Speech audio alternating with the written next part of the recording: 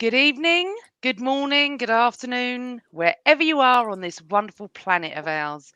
Welcome back to the Same Old Arsenal podcast. This is a preview show with a slight difference because obviously we play West Ham on Sunday at the London Stadium and we've actually got a West Ham fan on. But not only is he a West Ham fan, he is our own Declan Rice's youth team coach, son of ex West Ham defender who I met on holiday, which I tell every time I see Ant, his dad, Tony Gale. Welcome back, Anthony, to the show. Hello, how you doing? You okay? Hi, Amanda. Hi, Chris. Hi, Al. Hello. Hi. We've already got the fans in the chat room, mate. What's going on? Yeah, I know. West It's Ham all about fans you coming on tonight, here. Ant. All about get you. your fans on. I love you too, Ella. I just saw that message. How you doing? Nice to see you. Right, we're going to get into Declan Rice, of course, because this is like the Declan Rice loving week in, week out, even when you're not here, Ant. Welcome back to my podcast brother from another mother, young Christopher. How are you? I'm all right. I think the basking of the Liverpool result is just starting to sort of peak. It's peaked already, and so I'm just kind of getting into the now start to get terrified about West Ham away mode because we haven't won there. We haven't beaten them in 3 games, so I'm sure Ant's going to tell me that we've got nothing to worry about. That's not how I work. Or me. But no over celebrating, young man. We are not allowed to smile, take pictures, do anything because it's the Arsenal. And I'd also like to welcome to the show. I love him. And a lot of people on Twitter. Well, what can I put? Insult you, Alan, or debate with you? Alan Alger, welcome to the show. It's great to be with you. Well, look, no, a lot of people on Twitter just get things wrong, and I have to correct them. That's it. That's simply it. No, my interactions are much more polite these days. So there's no controversies, no Wenger in, Wenger out, none of that rubbish. Just good old-fashioned Arsenal debate, and we've won 3 on the trot, so nobody wants to argue, surely. No, we don't want to argue. Well, we'd like to argue with Jamie Carragher, Gary Neville, and Christopher Sutton. And for those that don't know why I'm saying Christopher Sutton, we'll talk about that in a moment. But do you know what? It's so interesting, Anne. Weirdly, I'm very nervous about playing your team on Sunday. It's felt a little bit like you've had the upper hand over us. I don't know if I'm imagining this, but you've beaten us a couple of times, which, to be fair, I'm not really used to, if I'm honest. West Ham have never really been our bogey side.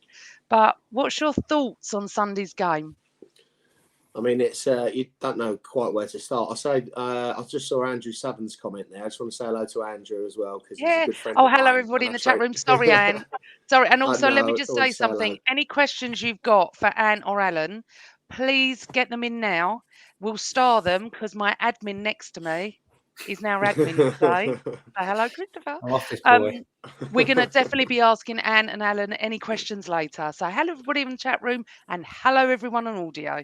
There we go. I've done my introductions. So I mean, I know we've obviously had the upper hand and won the first 2 games, but it's I was actually speaking to Al about this the last couple of days. It's without Paqueta, which it looks extremely likely for the game at the weekend. I think we're gonna find it difficult to carve open Arsenal.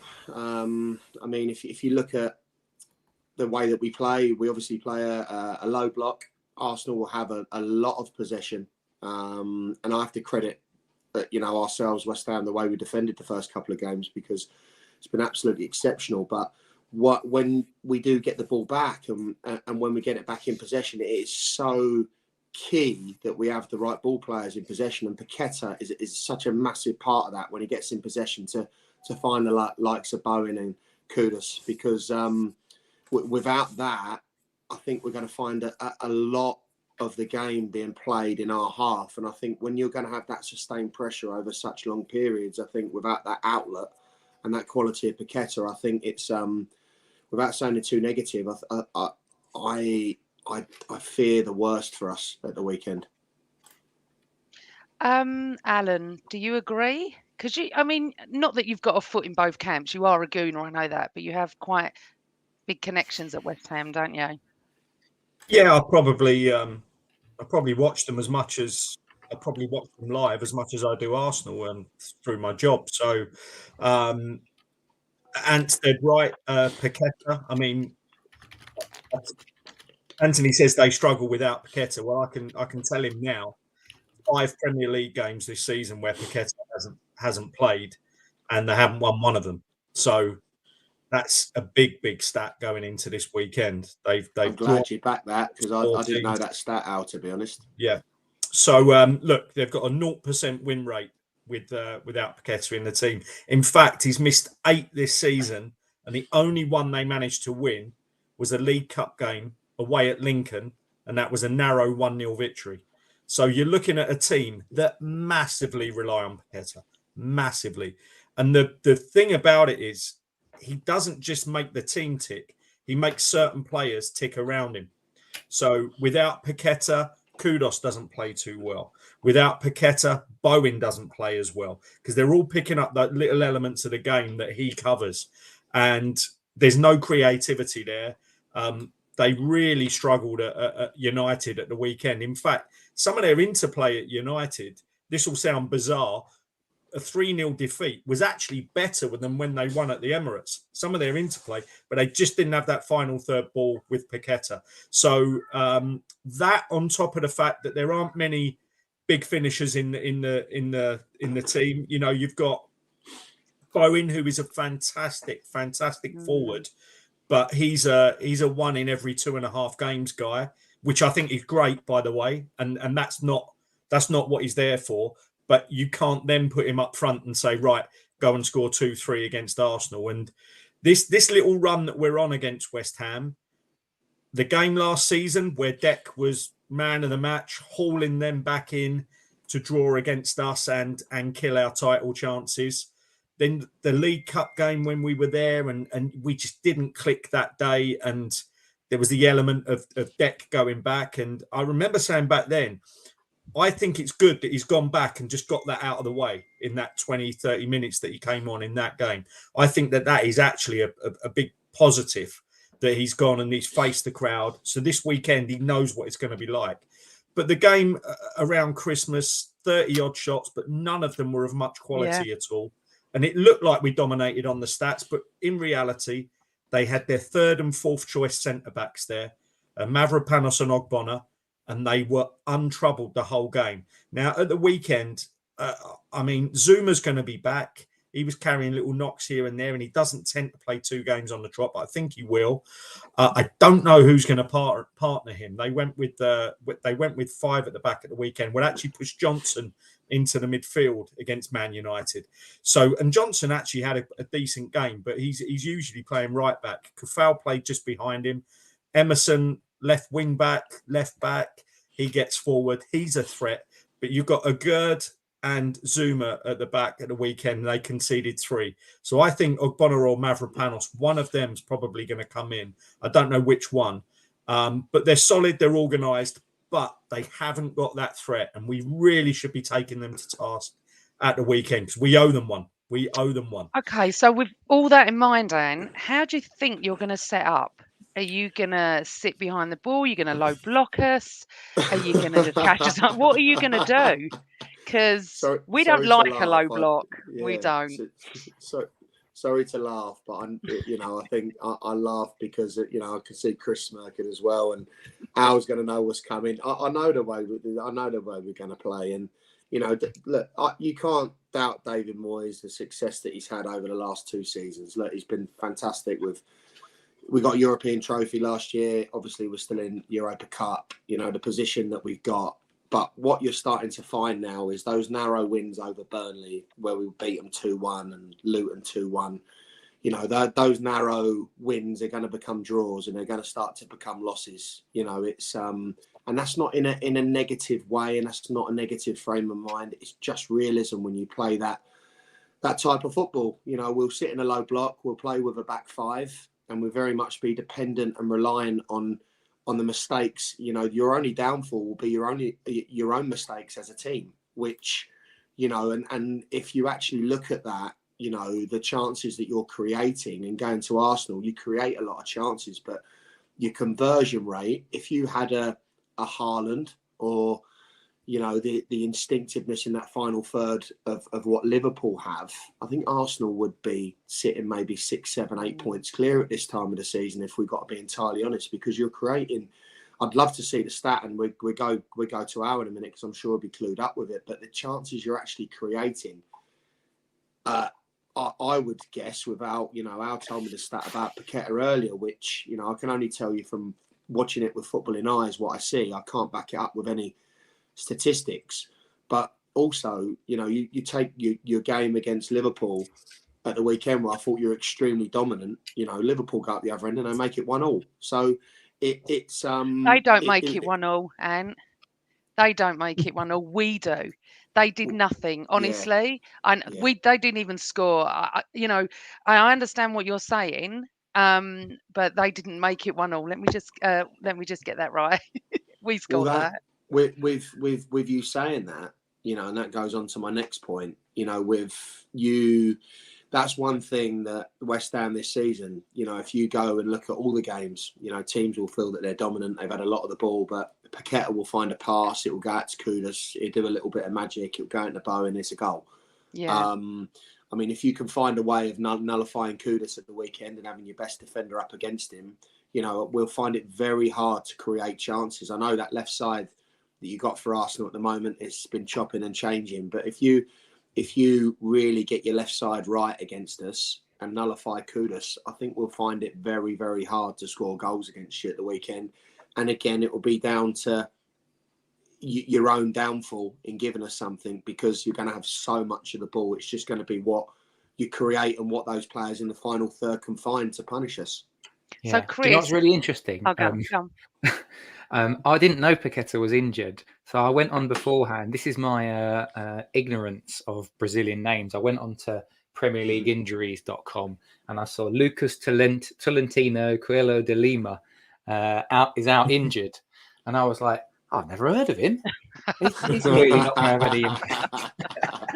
And now I realise that Paqueta's out, and I'm like, oh, that's a bit of a touch. That's all right. You know what's really, really interesting on the stats thing? It's actually also, for me, the defence and the fact that we've been so strong defensively that's quite interesting. I'm sure there's an Albino stat that I read either today or yesterday, which was that we've conceded something like 62 attempts or shots on goal this season in the Premier League. If you divide that by 22, we're basically just under 3 attempts per game. I think that works out as. Now that's phenomenal. Yeah, it really is. But in a bizarre way, we're actually top of actual unforced errors, especially as we saw at the weekend. So in a really weird way, the stuff that should be a little bit easier to cut out, like the calamity at the weekend, if we actually got rid of that, it would look even better. And as Ant said, if you then couple that with the fact that we're not scoring the amount of chances that we should be scoring from, I think and it's another Albino stacks, he gets it through Opta and the expected goals. We're running at about 10 goals behind where we should for the type of chances we've been creating as well. Wow. So two things that should be, I think the defending side is easier to tweak than finding that finisher that's going to, put those chances away. And, we'd all love a Haaland. We're not going to get a Haaland. There was loads of debate now that the January transfer window is closed as to whether we were going to dip our toe in the water with the transfer window. It's not Ivan Toney. There are good sources saying it will be in the summer. Is he that man to actually finish those chances? And if he is, there's another sort of missing piece type signing. I'm not wholly convinced myself, and a lot will have to happen between now and then. But as Carl says there in the chat, 48.8. So we're running about 10 behind in terms of goals. So, that is a big thing. And that means that 10 times we've had chances to finish and should have done. And can we just go back on something you just said? Right. First of all, I don't really get this XG.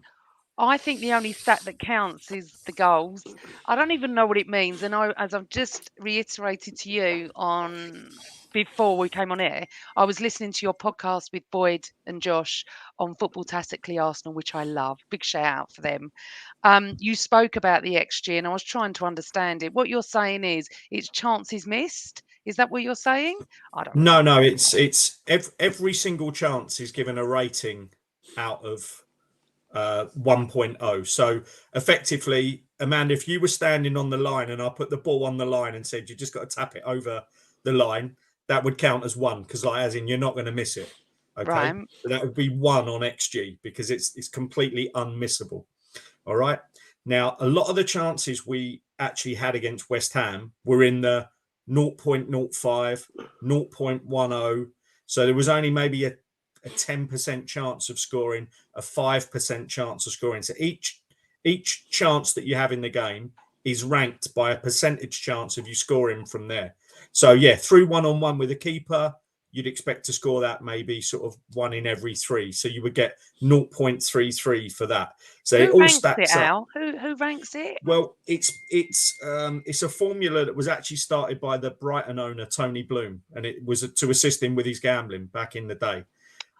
He used it to assist him with his gambling, but he also realised it would assist him with finding players, and that's why Brighton's recruitment is so good because they look at the stats. Now, one thing I would say is you do get a lot of people at the end of one game see the XG and say, well, the only thing that matters, and I totally agree with this, is whether you've scored or not and what the actual score is, not the XG. XG isn't really for that. What it's for is over a group of games, you can say, oh, we're just slightly underperforming or we're slightly overperforming.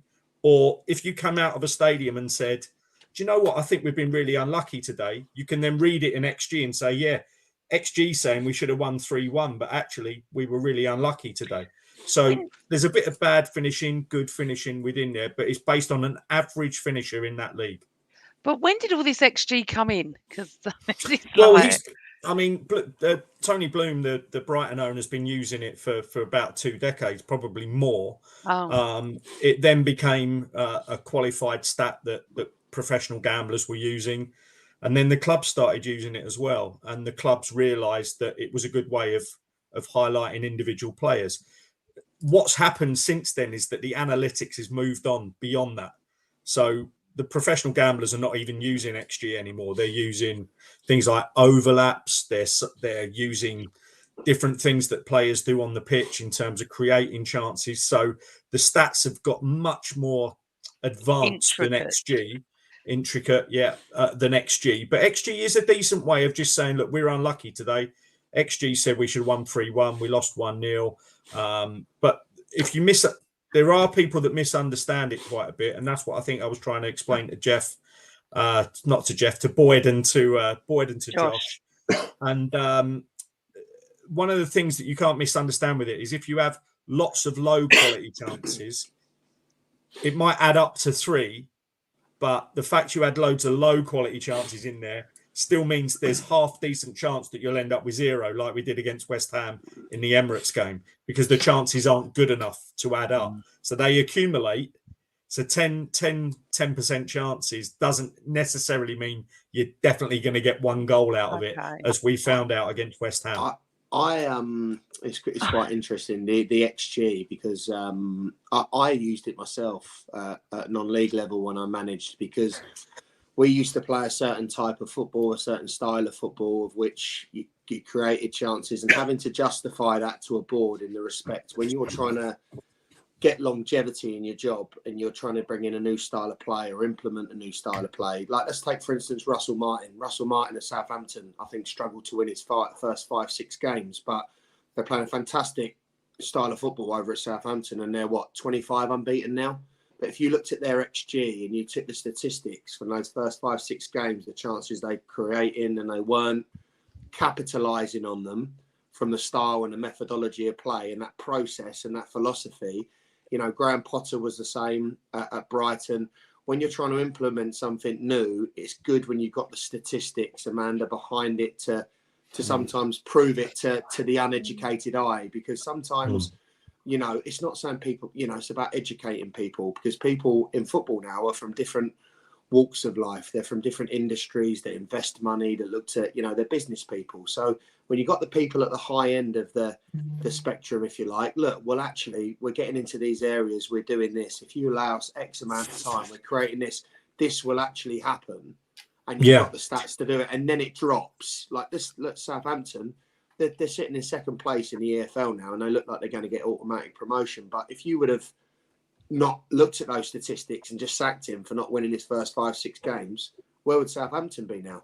I think they'll be in the Premier League next year. Well, the other one is Pochettino at Chelsea. I know they've had their troubles. I know they won against Aston Villa in the cup to sort of ease that a little bit. But at the start of the season, when they were going through bad form, and they've been through bad form at the start of this year as well, they are winning a hell of a lot of their games on XG, which will, as Anthony said, be a thing for him to take to the board and say, we're being unlucky in games. My method's right. We're creating the right chances. We're just not putting them away. When it all clicks, I think we'll be all right. And that's another thing that you can have in your Arsenal. But it's not really to be misinterpreted in a one-game scenario, because you get some weird things that go on. And I think that happened with the West Ham game. A lot of our content creators in the US were misusing the stats against West Ham, because we just didn't have any really good chances against West Ham in that first game. But the one that we had like 30 chances, we didn't have one decent one. Well, 25 of them ranked as sort of almost impossible to score, like as in me and Ant could have been next to each other at the back and probably defended as well as Mavropanos and Ogbonna. Long shots that go into the keeper's hands from miles away. Maybe you, not me. I just want to go back. I've seen you play it out. You got more about you than me. Thank you, mate. Well, if it's come from you, thank you. That's an honour. We're going to get on to coaching. I had this conversation over Christmas. My nephew, who's I think he's in the Ipswich, he's kind of godson. He's in the Ipswich Academy. He's a teenager, and he's like, "Oh, this XG is a load of rubbish. It's all about goals." And I tried to explain to him that, all right, I'll give you the ball at 35 yards, and you can have 35. You can have 10 shots, or you can have 2 penalties. What are you going for? He goes, well, I have 2 penalty attempts. And I went, and that's what XG is all about, mate. But that's a good way of explaining it. Yeah. Can I just ask, just going off subject, you mentioned the transfer window. Does anyone think that the winter transfer window is dead? Did anyone sign anyone? I'm not Arsenal, because we did. Yeah, there was £100 million worth of money spent. So that could have just been one player. But Tottenham got a bit of business done early, didn't they? Timo Werner and forget who else they brought in. But no, there wasn't the same kind of activity there usually is at that time. And normally on the last day we have like all this excitement up to 11 o'clock. I didn't even know it was what day it was and if it was over. I mean, that's I've heard a lot of experts say exactly what Mark's just put in the chat. Yeah. FFP killed it. People are tightening the purse strings and waiting to see what's happening. There's also, do you know what? There's also a lot of clubs that are sort of where they'd expect to be. And what I mean by that is they've seen the low quality of the 2 teams at the bottom, Burnley and Sheffield United. I firmly hope Luton can drag themselves away, and they're doing that at the moment because, I like the people there and I think it's a great story. But I think a lot of clubs in that mid-table feel, and I've spoken to a couple of people at clubs at a conference this week, 2 mid-table clubs, and they're genuinely saying that 32, 33, possibly 34 will be the figure this year that keeps you up. So nobody's panicking in that mid part of the table. They're looking upwards rather than down, and I think it will make it for a good end of the season. But I think FFP is definitely it. The Saudis didn't come and throw money around because I think the Henderson thing has made a few players think, do I really want to go there? But I think we'll see it ramp up again in the summer. I think it's a temporary thing. So interesting, all of that. Anthony, for people that don't know, because other people might have missed the show, you're a football coach. Yes. And you were our Declan Rice's youth team coach. Just give us a little bit of insight. Now, when you were first on, the first thing I said to you was what we were going to get for 105 million quid. The second time you came on, I said, I can see what we're getting for 105 million quid. I think Alan said to you, I think it was the first pod, that he wanted more goals from Declan. And you said Declan would be playing more further forward. I'm just going to give you a little stat. It's not an XG. For West Ham, Declan got 4 goals last year and 2 assists in the whole season. For Arsenal at the moment, he's got 3 goals and 2 assists. So already he has improved in that. Just tell us a bit about him and what it was like to coach him, what you're up to now and stuff like that for everybody in the chat room and anyone on audio that didn't hear any of those shows. Of those 3 goals, 2 of them were winners, Man United and Luton as well. And I want to talk about Luton, which is what Alan alluded to.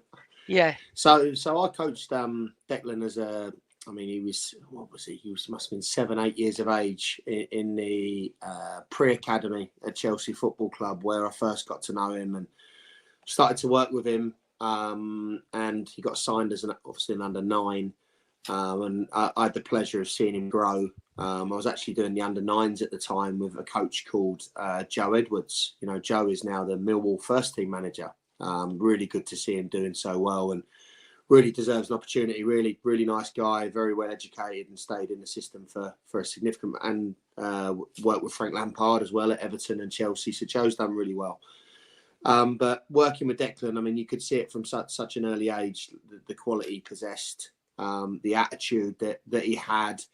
But the biggest thing for me was just how much he loved the game of football. I mean, I saw with his dad and his brother actually earlier, because I now coach his nephew Jackson and also his other nephew Blake. Jackson's 6 and Blake's 10. Blake's Can we sign them now? We'll have them all. They've certainly both got ability. I mean, his brother Connor, they're his boys, and Jackson's 6, left-footed, and Blake's 10 years of age, and he's right-footed. And you know, it's so nice because you're now, you know, Sean, who's experienced that as a father and seen Declan grow, now looks to, you know, can see his grandsons now, and you know, I could see Sean watching Jackson earlier and watching him train, and you know, just the enjoyment that he has for the game when he's in and out of poles, in and out of cones, and you know, the smile on Sean's face, it just brought me back to my childhood. I remember when, you know, I went into Arsenal on trial, and my dad and my granddad drove me, and we were playing Charlton, and I scored 2 goals that day. We won 6-2. And I'll never forget my granddad's face that day and my dad's face, because that was probably one of the only compliments he's ever paid me after that game. So I was 13. Al knows him well. So, but, you know, that whole process of, you know, when, you know, you see the next generation and that next generation grow, it's a real sort of honour and pleasure for me to be working with both his nephews now, and having worked with Declan at that age. And then Declan, are they similar to Declan at that age? I think they're the enjoyment and love for the game, most definitely. I mean, they're just such a, you know, they're both so young at the moment, where especially Jackson, who's 6. I mean, you know, if you think Declan was 7, 8 when he first started working with me, Jackson's 6. You know, Blake's 10. Blake's currently just getting back from an injury, so he's going to be coming back to do some work with me soon, which I'm looking forward to. Blake's a centre back and Jackson's a striker, so there's a little bit of difference between the two, but definitely 2 names to look out for. But you know, Dec had the pleasure of doing his one-to-one work just before he broke into the first team at West Ham, and he was currently then actually with the Republic of Ireland. He played a couple of friendlies with him, and I worked with him during that time when, you know, he made that transition over to the England team. And you know, just in the off season, I'll do my work with him. But it was just nice to keep close with him, and he always knew with myself that it was someone trustworthy to talk to and speak to and work with. I think as a coach, it's so important. You know, there's a lot of coaches that can just coach and deliver a session and work with players, but it's trying to work with players on that psychological level and getting that trust. You know, I work with Alan's boy, Matthew. You know, myself and Matthew have a very similar relationship where, you know, we're looking to get Matthew into senior football at the moment, and he's got a lot of ability, but it's trying to find someone to give him that chance. And, you know, myself and Matthew and Alan have that relationship of trust where we work together in trying to get him to achieve those goals. And that's what I had with Declan, and I still have with Declan, and what I've now got with his nephews. I mean, I saw Declan the day after his goal, actually, against when he scored the winner. What, Luton or Against United? Luton. So I actually went to collect a few signed shirts off him, and when I went to collect some shirts off him and catch up with him, my Christmas presents that I bought. But he, you know, when just when he comes out, I still see that boy in him. I still see that kid in him. That, you know, obviously he's a man, but he just the best thing I can say to you, like Amanda, Chris, Al, he just loves football. He loves football. He enjoys football. He wants to be better. You know, he loves playing under Arteta. And, you know, when a manager's got that much energy for the game and passion on the side, like I've seen Arteta this season, where, you know, games might not have been going quite right for you, but his energy and enthusiasm on the side, he gets his players at it, he gets the fans at it. And that infectiousness, you know, you can see Declan thrives on it. And his general game this season with Arsenal, playing with better players. And I'd say I've got to be very careful with my words use here, because I don't want to ever talk down about anyone within their professionalism. But I think it's just the right management team and the right people to take Declan now to the next level in his career. Does he know, Anne? Does he know how much he's loved by Arsenal fans? He's loved by everyone, Amanda, to be honest. I don't know one person that's met Declan that doesn't like him, because he's so well loved and liked. I can see that. Infectious, but he's been here like 5 minutes, Anne. He was at West Ham a long time. He's loved instantly. On this show alone, we must speak about him on every single podcast, Chris, don't we? We have this moment where we just talk about Declan, because what he gives us, he has got that love. You can see it all over him. He just wants to play. He wants to win. He's a winner. He's definitely a winner. And when he scored against, I mean, the goal I enjoyed most was against Luton. If you had to choose against that or against United, I loved that against Luton. I love the Luton manager as well, and I'd like them to stay up for what that Luton manager's the only one I think that has supported Arteta, because they tried to crucify him. For some reason, the media are trying to crucify Arteta. But he stood up for him and said, if my player scored in the last minute, I'd want to run on the pitch. He said, you know, and I think the enthusiasm and the energy Declan brings, he was absolutely outstanding on Sunday. Absolutely outstanding. However, weirdly, and Alan will attest to this because he said this on the pod, he's had a couple of quiet games and they were against West Ham. So I just wonder, and I know Alan, I'm not copying you, Alan, because I've listened to your pod. I was thinking this, maybe because the whole occasion got to him. You know, they want to do well. I remember, not that Erdegaard played for Spurs, but the day we played Spurs, Erdegaard was all over the place because his enthusiasm just took over. He just couldn't cope. And I'm wondering if that's a little bit like with Declan. He just wants to prove to them, maybe. I don't know. I mean, I live in a West Ham area. I'm surrounded by West Ham all the time. And the sensible West Ham fans wish him luck. Absolutely. But the non-sensible West Ham fans hate him for coming to us because it's the London thing, and they don't think we're a big club. They don't think we're a bigger club than West Ham, bless them. But he is so adored wherever I go. And as you know, I often say to my West Ham working colleagues regularly, thank you for Declan Rice, because we just absolutely love him. He actually, if you look at his performances, I mean, last season, it's quite interesting because you heard so many times West Ham were a one-man team last year, didn't you? You heard it so many times with the man of the match performances that he put in. I mean, if you look at how many man of the matches he's won this year for Arsenal alone already at this stage of the season, you know, and also the ones he hasn't been awarded, which I think a lot of Arsenal fans would acknowledge the fact that he could have potentially won more man of the matches with what he contributes and what he gives to the team. I mean, you take that energy, for instance, that infectious energy. You go into a workplace right? And you go and sit at your desk and you go and sit next to that person at your desk on a daily basis and you have your cup of coffee and they're sitting there, they're miserable. They're like this, oh, another day. Yeah. Oh, gosh, I've got to pay this bill.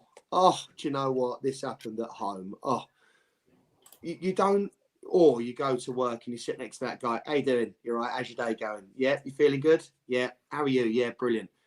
That's Declan in the changing room, and that's Declan in life. So when you go to work and you have that type of infectiousness and that type of energy around you, it lifts you.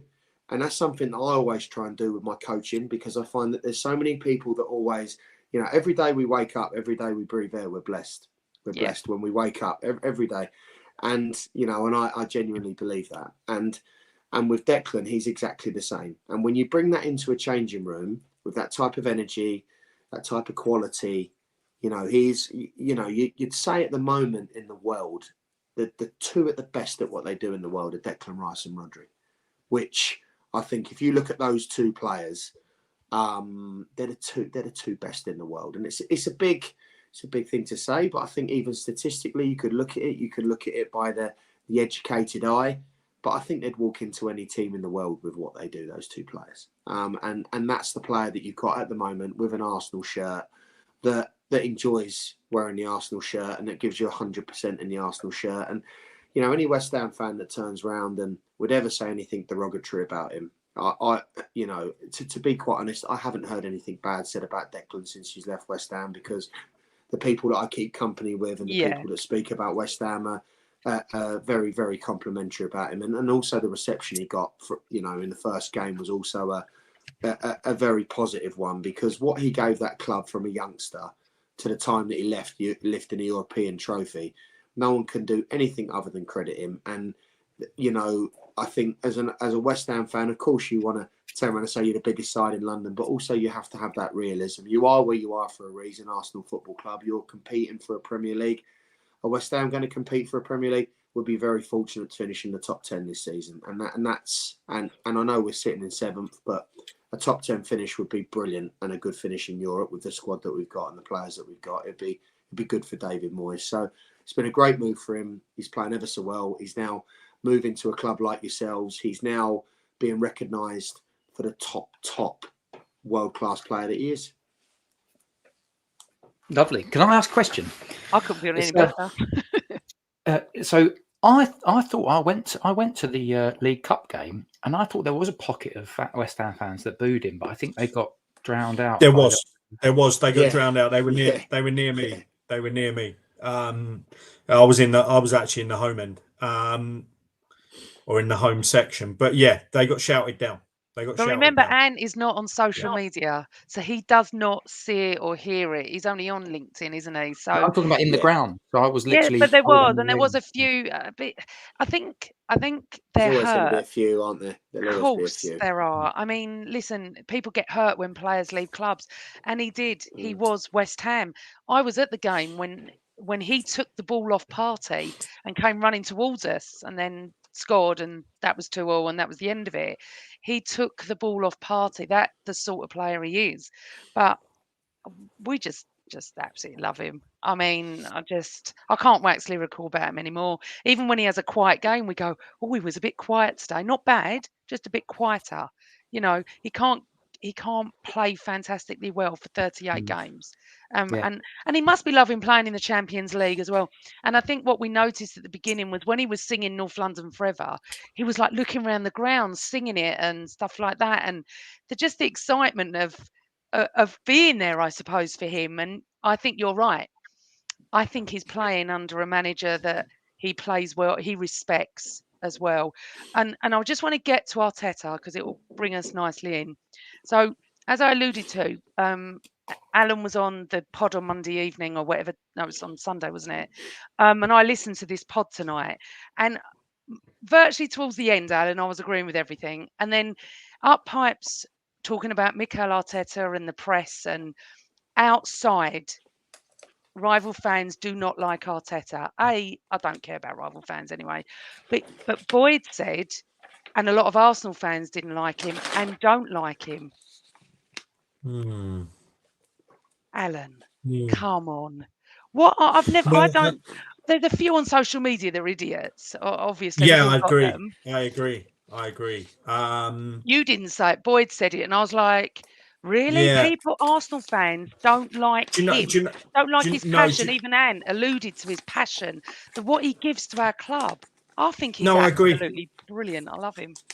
I agree with you. I think the context of Boyd's comment was to do with his personality, as in. I love his personality. No. I know, but he won't be the personality type for everyone. And whereas I think Boyd has said in the past, he feels that there are a lot of Arsenal fans that like the job Arteta's doing, but maybe don't like the personality of someone like Arteta. But the way I corrected that was, I don't think we knew his personality until we saw the Amazon show and we saw the on and off side of him. He was a very serious player back in the day. And I think that is a good quality, by the way. But you didn't really see the other side of him. And I think the Amazon show was perfect in terms of his own PR and what he brought to the club. And obviously, what came out of that was last season. And then obviously, what's happening this season. So that's been shown, and we're now contenders again. And I'm not saying that's related in any way, but I feel that everyone's had their chance to get used to the kind of guy that he is, and knowing that there are levels to him than the straight head and serious player that he used to be. So I think Boyd was attesting to personality rather than performance as a manager. And I get that. And they did mention Amazon, and I think loads of people from the Amazon documentary fell in love with him, maybe more. I always loved him. And now, talking about what happened on Sunday with the over-celebrating, as everyone knows, Stuart, the photographer, has been on this show twice and absolutely is in love with Arteta. So I think listening to him, I loved Arteta and his personality. Everyone's different, of course. You don't have to love your manager's personality. You just have to love what he's doing. A lot of people in the 80s, Alan, wouldn't have loved George Graham and his personality. That's for sure. But what he only did...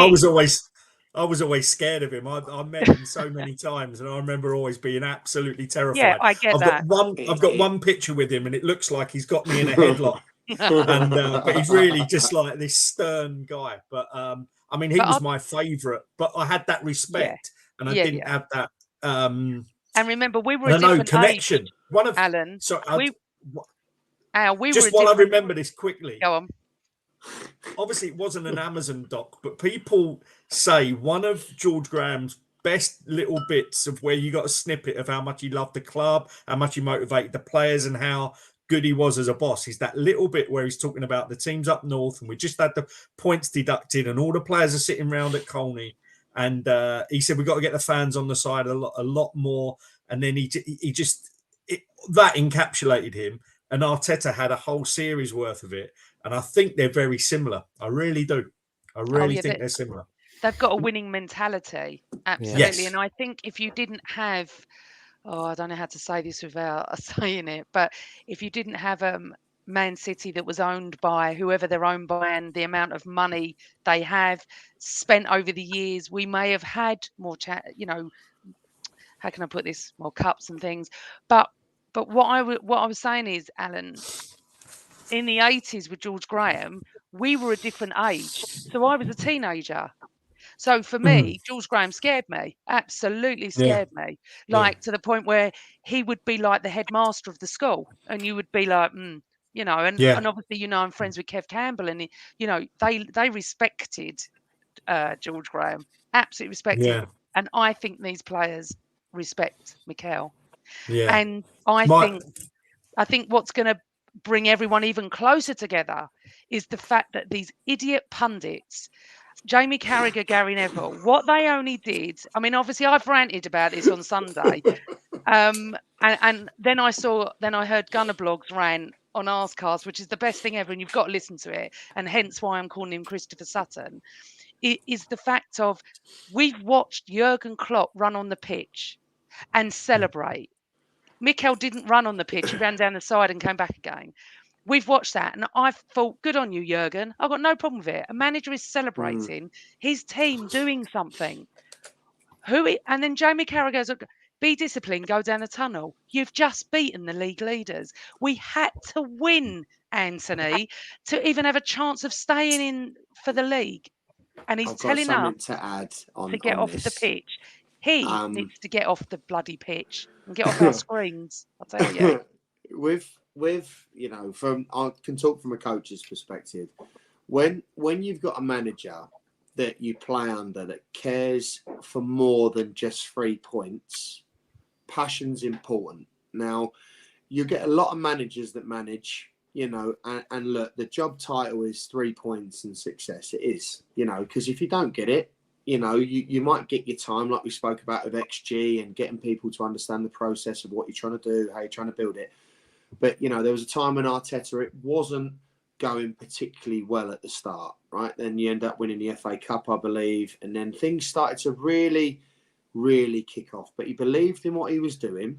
He stuck to his philosophy. He had great tutelage with Pep, where he got to grow and learn and be educated within the role.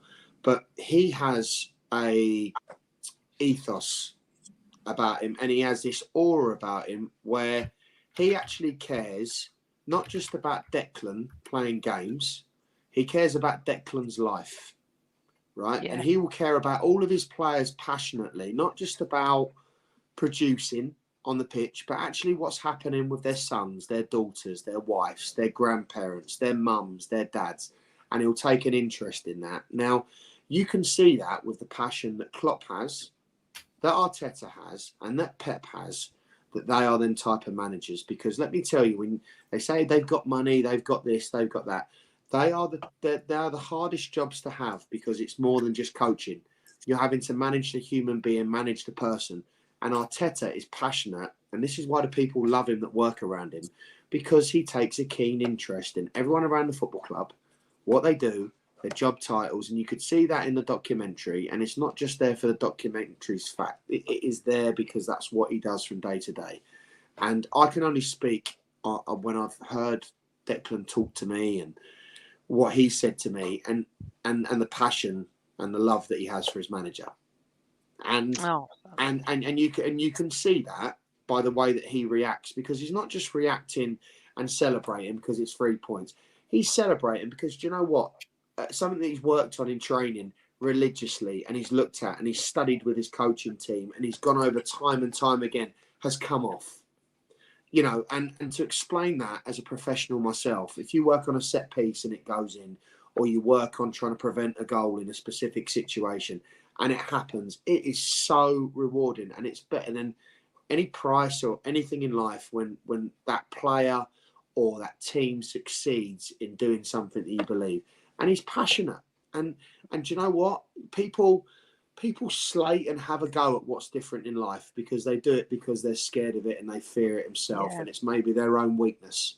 And I've seen it my whole life with people, because my father, for instance, played football. So because my dad played football, people found me an easy target to have a go at because my father played football. And, look at him, this, look at him, and people will always dig at people and find ways at trying to, and they dig at people when you're successful and when you're doing well. And guess what? Arteta's doing well.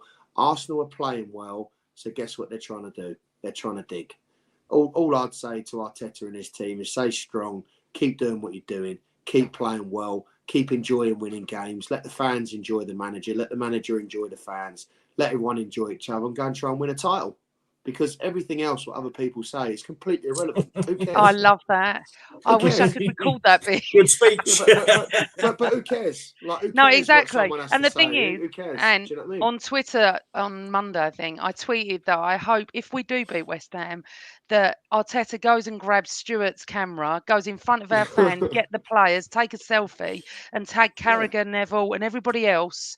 Because the thing is, that's it. That's what it's all about. It's about the passion of winning a game. I mean, look, I'm not a footballer. I've never scored a goal, but I can only imagine that the adrenaline, everything that goes through you, the excitement, the wonder.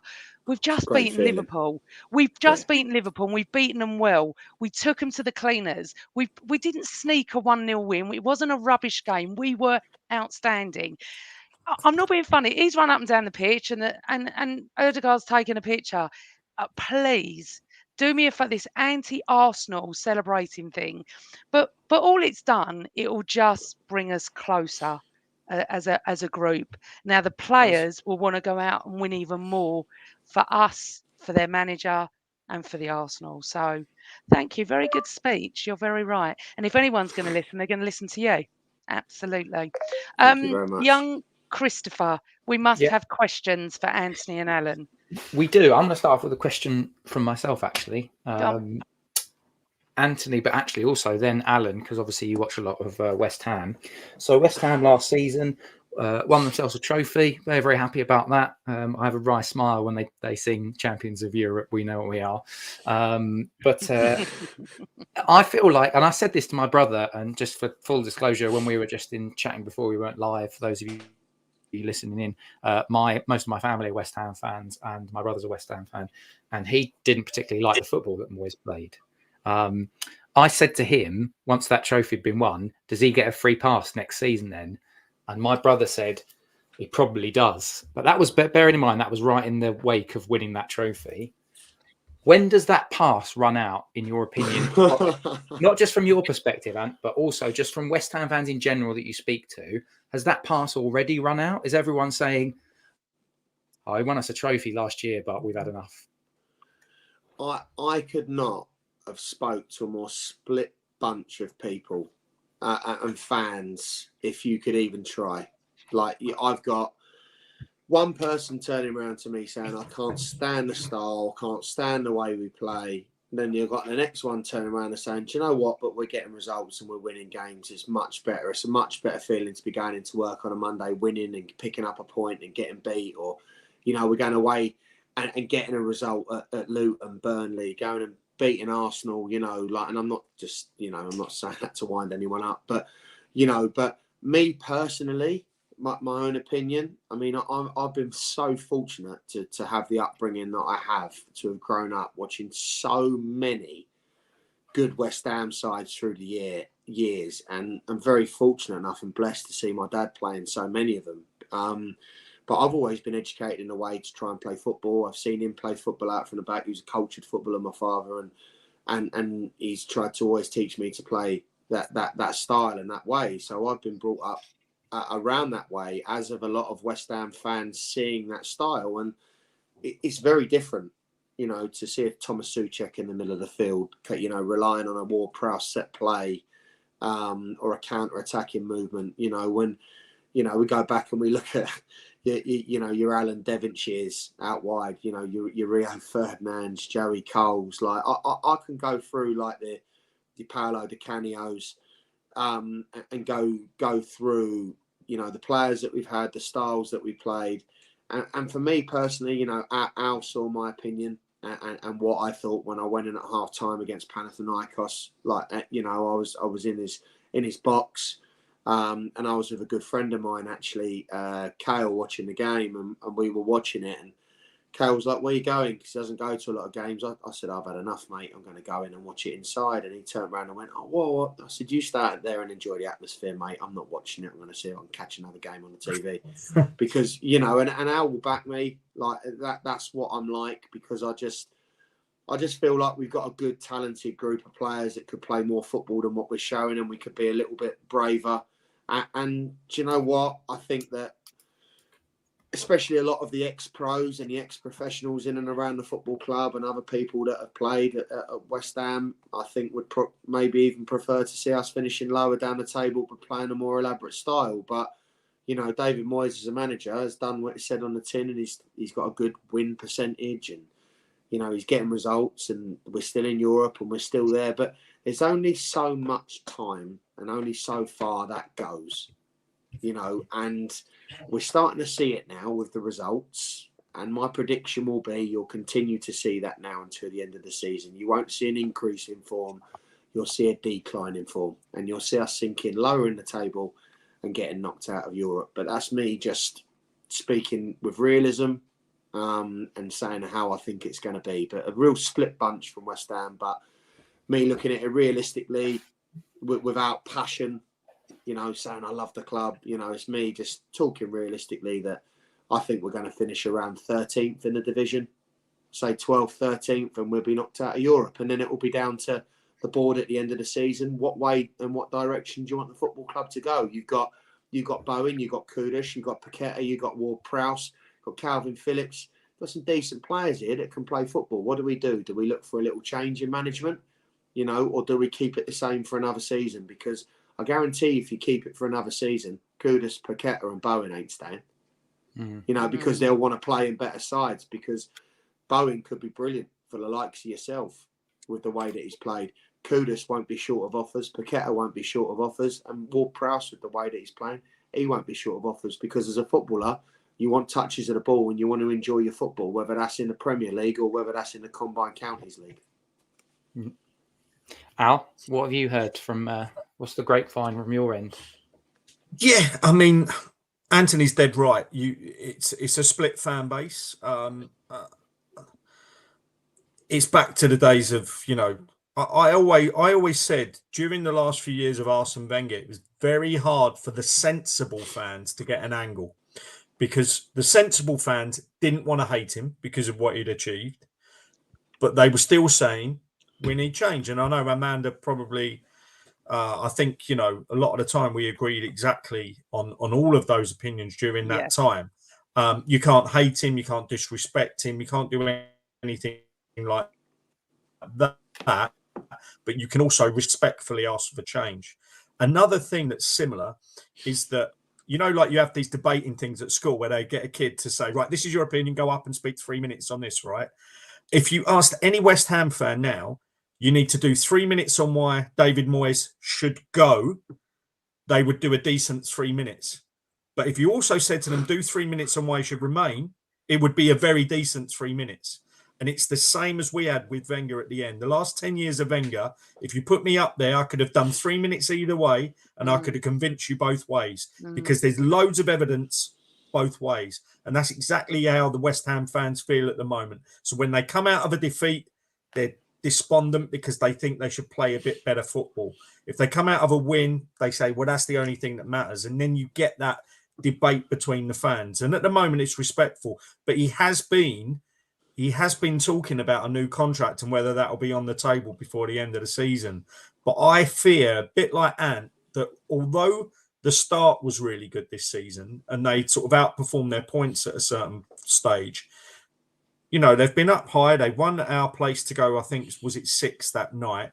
I just get the feeling, like Ant, that it's really going to just collapse a little bit towards the end of the season. And then we'll see whether or not that appetite is there. Can I just, I'll ask the next question, but I have to laugh because as soon as you got said questions. Yeah, hold on. Wait. As soon as you said, as soon as you said talk of a Moyes contract, Anthony, he started rubbing his temples like that.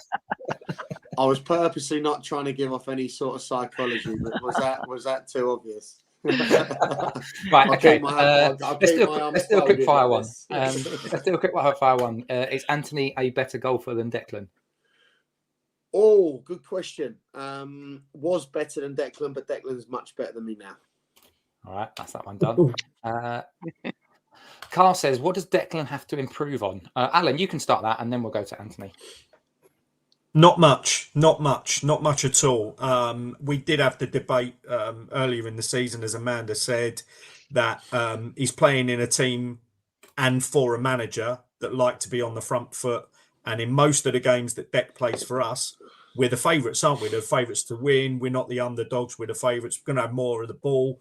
And I think he needs to add to those goals. Amanda read out the stats. I want to see him double what he did last season. Double your tallies on both goals and assists. And I think the only reason he's been hindered a little bit in that area, and people have been mentioning it in the chat, is that he's had to cover a little bit of responsibility a little bit further back in the pitch because of the injuries we've had and the absentees we've had. Now, you watch when Jorginho plays, and I think there's an element of debate to be had about Jorginho, but when he plays, he does let a bit of a leash off of Dec. And I think that is big for him. And look, if we get the personnel back around him, you'll see him marauding forward and playing with Ødegaard rather than playing with the players that are in front of the defence. Yeah. And I'm very biased because I love the boy. But I think what Declan has to do now is not a technical, psychological, tactical thing, but it's purely going out to his trophy cabinet and make himself a true great. I think for me, he's got to go and win himself a World Cup, a European Championship, a Premier League, a League Cup, an FA Cup. So when he retires, he's a happy Declan because the game that he's got would suit any team in Europe. So, as I said before, Arsenal lucky to have him. So I think now Arsenal have him. I think you guys need to make the most of it and fill that trophy cabinet to the best of your ability. As not just that, I think the national team do as well. Yeah, love it. Amanda, let's do a quick one to you and not give Ant the opportunity or right of reply on this particular question. North London forever or I'm forever blowing bubbles? Amanda? Oh, I wonder. To be fair, the blowing bubbles is just so associated with West Ham, and it's been for many years. Ours is new, and I love our song. No, Love it. I won't start. I'm going to go for an Arsenal-related question. So I'll go for Al and on this one. Jorginho to start on Sunday. They're not all from Carl Stark, by the way, guys. We have other questions randomly selected. Look, as I said in my previous answer about Dec and the personnel around him, at the weekend, Jorginho, he scooped Man of the Match awards. Dec's always in the top 3, apart from those 2 West Ham games we mentioned and the Lons away game. I mean, to only have 3 games where you can pick at him is amazing at this stage of the season. So I'm not getting at him because he's been in the top 3 at all other times. Jorginho's different in that respect because I think that Tottenham equaliser really pains me because he turns backwards when he's got players in front of him and he hesitates on the ball. And I just feel he's not a progressive passer against the team that obviously really struggle to get players back, playing a high line. And we've been done by them in that game because of him. And I don't think his performance against Liverpool forgives that. I think all it does is level it out. Yeah. And I want to see more, and I want to see a lot more from him. I wouldn't start him at the weekend for the main reason that we need to be on the front foot. We need to get at this West Ham defence. They're not going to be that threatening at the other end of the pitch. So I think we can afford to be on the front foot. And I don't think Jorginho is a front foot player for us. The interesting thing, I'm not going to get him in trouble here, but Zinchenko was at the conference I was at yesterday. And he's telling people that he's injured, and he probably shouldn't if it's not common knowledge. But he's saying he's not actually he's not going to be in the side on Sunday. Now, for me, that's a big thing because as much as I've criticised him this season, this is exactly the game I would play him in. Yeah. Exactly the game where I'd be saying you don't need to have 4 across the back. You have your 3 centre-backs, as Ben White likes to tuck in with Gabriel and Saliba. You have those 3 centre-backs, and I think that's why that works.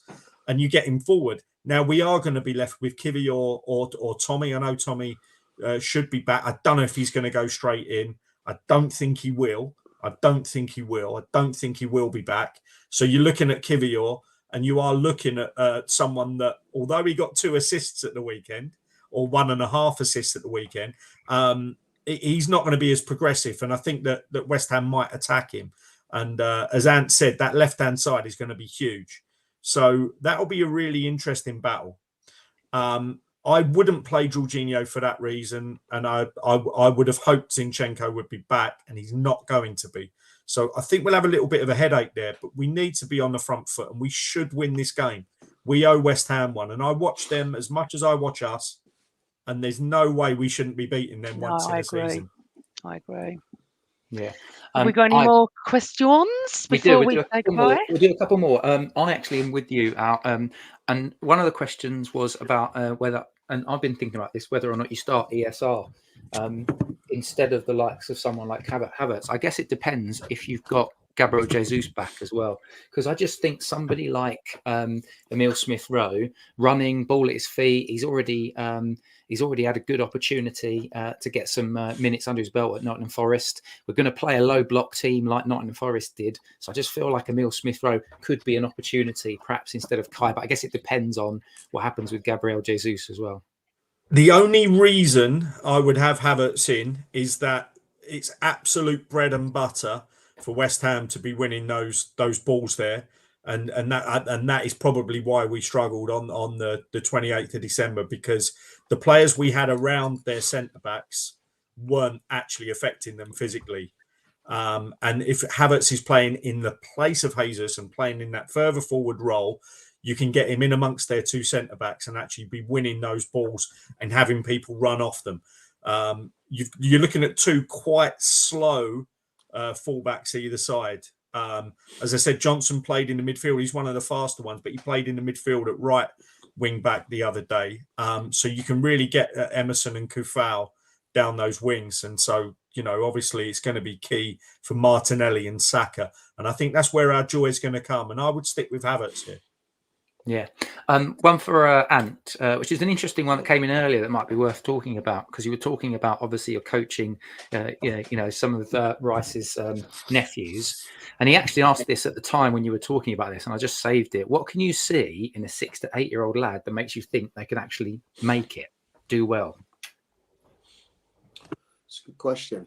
It's a good question. I mean, it's the earlier years, and it's known across the academies that from the ages of 6 to 12 are such key years, because it's like the fundamentals of when you put an infrastructure on a house, from the basement up to the roof, and you build your way up. If you can get the key fundamentals into a child from a young age, technically, socially, psychologically, physically, and you can put that infrastructure in, and the child is receptive to that information, they're a good learner, they love the game, they're energetic, and they show ability, then they have a chance. So let's take, I'm sure Connor won't mind me talking about Jackson. Let's take Jackson, for instance, the 6-year-old. Jackson, left-footed. I wish I could share some of his goals with you that Connor sent me from the weekend. Can strike the ball from 10 yards, 12 yards, 15 yards confidently off his left side. Showing signs of now going on his right side at the age of 6. He's a good mover, can transfer his weight off both sides. Confident dribbling in 1v1 situations. Extremely energetic without the ball. And socially, unbelievably confident for a young man. So he ticks a lot of boxes. So moving forward, what could be good for him? Tactically playing in different positions, something Declan done, playing defence, playing midfield, play up front to open up his mind to the defensive third of the pitch, middle third, attacking third, the wide areas, the central areas. If kids are receptive during this time and, the growth is managed right and the play time is managed right, then they're only going to grow. So how do you know? You can see there's a quality, and I say this to parents, the children, that they have to be around the right people that understand their children, that will allow them to grow, that will allow them and understand them to develop. And, Al's, as I say, worked with me a lot with Matthew, where, understanding that individual and understanding how they tick and how they work is so important. So, the answer to that is you can see signs, an educated eye can see signs of a player influencing a game, the way they manipulate the ball, the way they move, the way they can defend. Players will have different skill sets and different qualities, and it's about understanding them, maximising them, and just adding to their skill sets. I hope that answers the question. It's quite very good. I think we're done, Amanda, on the questions. So we are done on the questions. We are done on the show. And even though I could sit listening to Anthony and Alan actually tonight, as much as I've ridden him in the past, Alan is a great guest as well. Yes. Listen, what a show. Absolutely brilliant.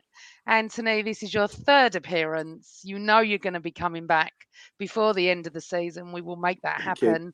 Wonderful guest. Thank you so much, honestly. My pleasure. And please send our love from the Same Old Arsenal podcast, Declan Rice and his family. And if he ever wanted to come on for 5 minutes, just 5 minutes, it would. You should be so lucky, Amanda. I'm actually, Amanda, going to come to a game. I've been Connor invited me to a game along with Sean. fantastic. So I won't be wearing the Arsenal colours, but I will be in No. attendance. And I'm sure I might take my good friend Alan Alger with me as well. So it's I'll be cheering on Declan that day, not Arsenal. Good. And maybe I'll come and say hello to you. But thank you so much again for coming on. I know you won't be cheering for us. Alan, as ever, thank you very much as well for coming on. That's 2 podcasts done for you this week. I know. It's Are you all been a podcasted pleasure. out? I'm not. I've loved this one. I love talking to you guys. And you've enjoyed already the other said one. it, Amanda, but Anthony, I could talk football with Anthony till the cows come home. Yeah. Can you imagine Thanks, how Al. good a coach he is for these Yeah, I youngsters? can only just Can you imagine imagine. how good he is? Thanks, Al. Because Appreciate I mean, there's certain things that my boy needed to bring out of his game and his personality. I'm talking 3 sessions, totally different, and that's a goalkeeper, and he doesn't usually coach goalkeepers. So Thank you. imagine what he's doing But for the you can others. tell in the way he speaks, and yes, Anthony, honestly, so It just needs intelligent. saying. So It needs intelligent. saying. Thank you. Needs saying. Absolutely. So it's a privilege to know him. It really is. Absolute we're- To privilege. know you, my And it's a friend. privilege to have him on, isn't it, Chris? Another great show Absolutely. with our Anthony. Yeah. Definitely. Thank you. Right, Thank you, all everybody. Of you. Thank you. As much as we love you, Anthony, we won't love you at 2:30 on Sunday afternoon. We will all be on the opposite sides. We are actually going to come back as soon as the final whistle's gone, aren't we, Chris, on Sunday? Yeah. Literally, because Well we done, all want to Rafi. watch. We all want to watch Philly United at 4:30. So we're going to do a quick 40 minutes of what goes on at the London Stadium. Hopefully, for God's sake, a win. Thank you to everyone in our chat room and your questions and everything. We will see you as soon as the final whistle ends on Sunday afternoon. To everyone on audio, you're going to love this show. I promise you, everybody's going to love this show. Chris, all that is left to say. Are you ready? Yeah, go. Always Arsenal. Always Arsenal. Good night, everyone.